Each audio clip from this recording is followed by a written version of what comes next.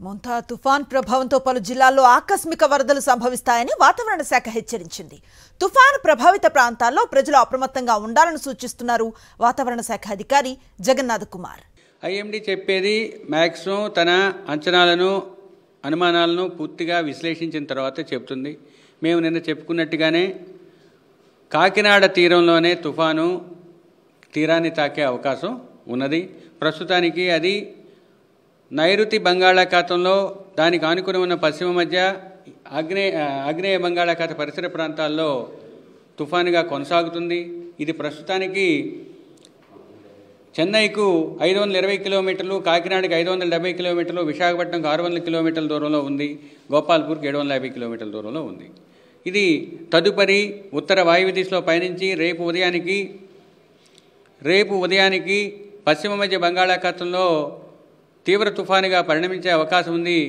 రేపు రాత్రి సాయంకాలం మధ్య మచిలీపట్నం కళింగపట్నం మధ్య అనగా కాకినాడ పరిసర ప్రాంతాలలో తీవ్ర తుఫానుగా తీరాన్ని తాకే అవకాశం ఉంది. తీరాన్ని తాకిన సమయంలో రాష్ట్రంలో రాబోయే 3 రోజులు కూడా అత్యధిక ప్రాంతాల్లో తేలికపాటి నుంచి మోస్తరు వర్షాలు, కొన్ని చోట్ల భారీ నుంచి అతి భారీ, 1-2 చోట్ల అత్యంత భారీ వర్షాలు కురిసే అవకాశం ఉంది.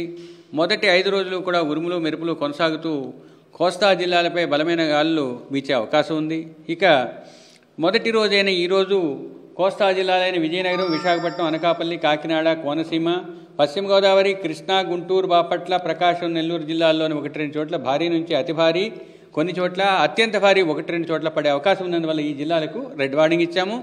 శ్రీకాకుళం, పార్వతీపురం మన్యం, అల్లూరు సీతారామరాజు, తూర్పుగోదావరి, ఏలూరు, ఎన్టీఆర్, పల్నాడు, తిరుపతితో పాటుగా చిత్తూరు, అన్నమయ్య, కడప, నంద్యాలలో 1-2 చోట్ల భారీ నుంచి అతి భారీ వచ్చే అవకాశం ఉన్నందువల్ల ఆయా జిల్లాలకు ఆరెంజ్ అలర్టు, ఇక పశ్చిమ రాయలసీమకు ఎల్లో అలర్టు జారీ చేయడం జరిగింది. రేపైతే క్షేత్రీయ విస్తృతి పరంగా ఎక్కువ ప్రాంతం, అలాగే తీవ్రత తరంగా కూడా ఎక్కువగా ఉండే అవకాశం వలన శ్రీకాకుళం నుంచి ప్రకాశం వరకు ఉన్న ప్రతి జిల్లాలో కూడా కొన్ని ప్రాంతాల్లో భారీ నుంచి అతి భారీ, 1-2 చోట్ల అత్యంత భారీ వర్షాలు పడే అవకాశం ఉన్నందువల్ల ఆయా జిల్లాలకు రెడ్ అలర్ట్ ఇచ్చాము.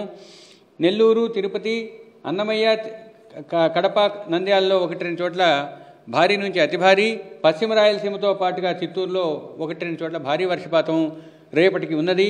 3వ రోజు కొన్ని జిల్లాలలో ఇక్కడ కూడా రెడ్ అలర్ట్ ఇచ్చామంటే అక్కడ ఎక్స్ట్రీమ్లీ హెవీ రెయిన్ఫాల్ పడే అవకాశం ఉంది. ఇక ఈ మధ్య జిల్లాలు, ఇక్కడ ఈ జిల్లాలకు ఆరెంజ్ ఇచ్చాము. రాయలసీమలో ఉన్న ఈ 3 జిల్లాలు, నెల్లూరుకు 1-2 చోట్ల భారీ వర్షపాతం ఉండే అవకాశం ఉన్నందువల్ల ఆ జిల్లాలకు ఎల్లో అలర్ట్ ఇచ్చాము. మొంతా తుఫాను ప్రభావం ప్రకాశం జిల్లాపై ఎక్కువగా ఉంటుందన్న వాతావరణ హెచ్చరికలతో అధికార యంత్రాంగం అప్రమత్తమైంది. జిల్లా అంతటా తుఫాను ప్రభావాన్ని ఎదుర్కొనేందుకు అధికారులు క్షేత్రస్థాయిలో సన్నాహాలను చేపట్టారు. జిల్లా కలెక్టరేట్లో ప్రత్యేక అధికారి శశిధర్ అన్ని శాఖల అధికారులతో సమీక్ష నిర్వహించారు. ప్రత్యేక కంట్రోల్ రూమ్లు ఏర్పాటు చేయడంతో పాటు ఎప్పటికప్పుడు తుఫాను పరిస్థితిని అంచనా వేస్తున్నారు. సముద్ర తీర ప్రాంతాల్లో గస్తీని ముమ్మరం చేసి కట్టుదిట్టమైన భద్రతను ఏర్పాటు చేశారు. ఈరోజు కలెక్టర్ గారు, జాయింట్ కలెక్టర్ గారు, అలాగే ఆల్ కీ డిపార్ట్మెంట్స్ నుంచి ఆఫీసర్స్ అందరితో కూడా రివ్యూ చేసిన తర్వాత మరి ప్రిపేర్డ్నెస్ మీద ఎలా ఉన్నారు ఏంటని కూడా తెలుసుకోవడం జరిగింది. మనకు తెలిసినట్టుగా ఈ మొంతా తుఫాన్ తీరము 28th నైట్ కాకినాడ తీరంలో మచిలీపట్నం, కాకినాడ మధ్యలో దాటొచ్చని ఇప్పుడు అంచనా.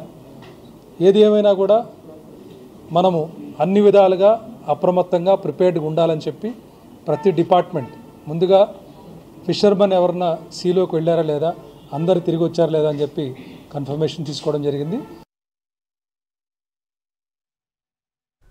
అల్లూరి సీతారామరాజు జిల్లా వైరామవరం మండలం డొంకరాయి జలాశయానికి భారీగా వరద నీరు వచ్చి చేరుతోంది.